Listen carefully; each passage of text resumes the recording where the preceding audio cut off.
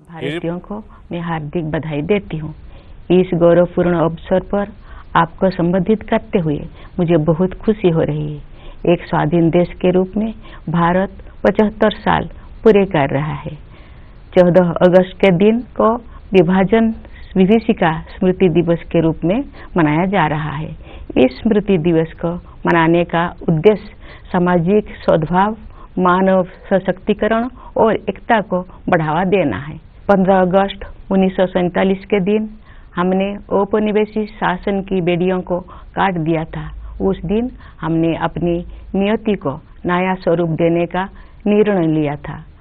उस शुभ दिवस की वर्षगांठ मनाते हुए हम लोग सभी स्वाधीनता सेनानियों को सादर नमन करते हैं। उन्होंने अपना सर्वस्व बलिदान कर दिया ताकि हम सब एक स्वाधीन भारत में सांस ले सके। भारत की आज़ादी हमारे साथ साथ विश्व में लोकतंत्र के हर समर्थक के लिए उत्सव का विषय है। जब भारत स्वाधीन हुआ तो अनेक अंतर्राष्ट्रीय नेताओं और विचारकों ने हमारी लोकतांत्रिक शासन प्रणाली की सफलता के विषय में आशंका व्यक्त की थी। उनकी इस आशंका के कई कारण भी थे। उन दिनों जब भारत स्वाधीन हुआ तो अनेक अंतर्राष्ट्रीय नेताओं और विचारकों ने हमारी लोकतांत्रिक शासन प्रणाली की सफलता के विषय में आशंका व्यक्त की थी। उनकी इस आशंका के कई कारण भी थे।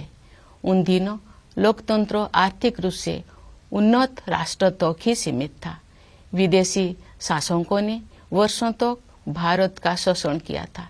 इस कारण भारत के लोग गरीबी और अशिक्षा से जूझ रहे थे। लेकिन भारतवासियों ने उन लोगों की आशंकाओं को गलत साबित कर दिया। भारत की मिट्टी में लोकतंत्र की जोड़ें लगातार गहरी और मजबूत होती गई। अधिकांश लोकतांत्रिक देशों में वोट देने का अधिकार प्राप्त करने के लिए महिलाओं को लंबे समय तक संघर्ष करना पड़ा। लेकिन हमारे गणतंत्र की शुरुआत से ही भारत ने सार्वभौमिक वयस्क मताधिकार को अपनाया। इस प्रकार आधुनिक भारत के निर्माताओं ने प्रत्येक वयस्क नागरिकों को राष्ट्र निर्माण की सामूहिक प्रक्रिया में भाग लेने का अवसर प्रदान किया।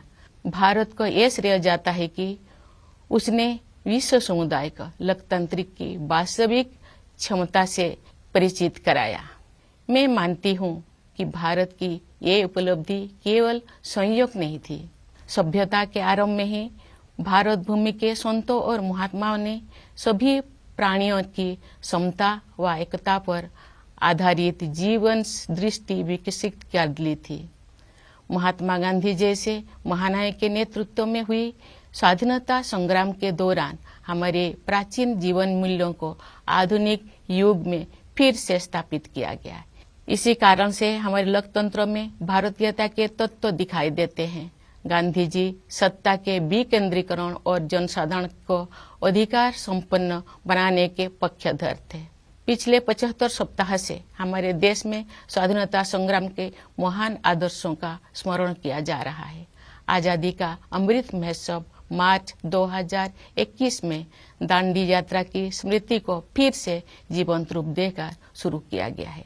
उस युगांतरकारी आंदोलन में हमारे संघर्ष को विश्व पटल पर स्थापित किया था। उसे सम्मान देकर हमारे इस महोत्सव की शुरुआत की गई। ये महोत्सव भारत की जनता को समर्पित है। देशवासियों द्वारा हासिल की गई सफलता के आधार पर आत्मनिर्भर भारत के निर्माण का संकल्प भी इस उत्सव का हिस्सा है। हर आयु वर्ग के नागरिक पूरे देश में आयोजित इस महोत्सव के कार्यक्रम में उत्साहपूर्वक भाग ले रहे हैं। ये भव्य महोत्सव अब हर घर तिरंगा अभियान के साथ आगे बढ़ रहा है। आज देश के कोने कोने में हमारा तिरंगा शान से लहरा रहा है। स्वाधीनता आंदोलन के आदर्शों के प्रति इतने व्यापक स्तर पर लोगों में जागरूकता को देखकर हमारे स्वाधीनता सेनानी अवश्य प्रफुल्लित हुए होते। हमारा गौरवशाली स्वाधीनता संग्राम इस विशाल भारत भूमि में बहादुरी के साथ संचालित होता रहा। अनेक महान स्वाधीनता सेनानियों ने वीरता के उदाहरण प्रस्तुत किए और राष्ट्र जागरण की मशाल अगली पीढ़ी को सौंपे। अनेक वीर योद्धाओं तथा उनके संघर्षों, विशेषकर किसानों और आदिवासी समुदाय के वीरों का योगदान एक लंबे समय तक सामूहिक स्मृति से बाहर रहा। पिछले वर्ष से हर 15 नवंबर को जनजातीय गौरव दिवस के रूप में मनाने का सरकार का निर्णय स्वागत योग्य है।